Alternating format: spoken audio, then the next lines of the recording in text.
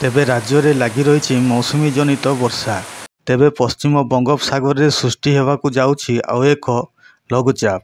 तेबे आज संध्या सुधा 20टी जिला को येलो वार्निंग जारी करा बेले गोटे दुईटी जिले में हालुकारु मध्यम धरणर वर्षा होगाकू थिबा बेले बिजुली घड़घड़ी मारिबा सह 30 ରୁ 40 किलोमीटर बेगर पवन बहिबार संभावना रही। ता सहित 10टी जिला को ग्रीन वार्निंग जारी करा बेले एह सबु जिले में पाग खिला रहिबो।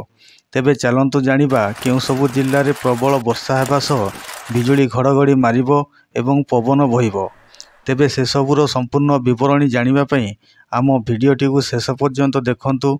जदि आपण माने आम चैनल टी को सब्सक्राइब करनाहांती तेबे आम चैनल टी को सब्सक्राइब कर दियंतु एवं पाखरे थिबा बेल आइकन टी को दबाई दियंतु, जहा फल आपण माने आम चैनल रो पाणीपाग संबंधी समस्त तथ्य सबुदिन पाई परिबे।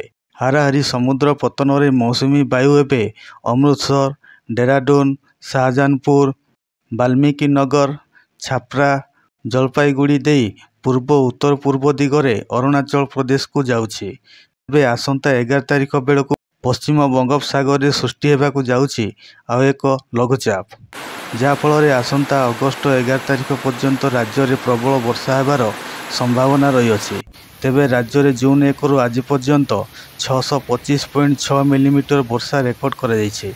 येलो वार्निंग जारी करा 20 जिला हेउछि सुंदरगढ़, केन्दुझर, मयूरभंज, झारसुगुड़ा, बरगड़, संबलपुर, देवगढ़, अनुगुल, ढेंकानाल, कटक, बालेश्वर, भद्रक, जाजपुर, केन्द्रापड़ा, जगतसिंहपुर, नयागढ़, खोर्धा, पुरी, गंजाम, गजपति एही सबु जिले में बिजुली घड़घड़ी सह झड़ पवन बहिबो एवं मध्यम धरणर वर्षा हबो।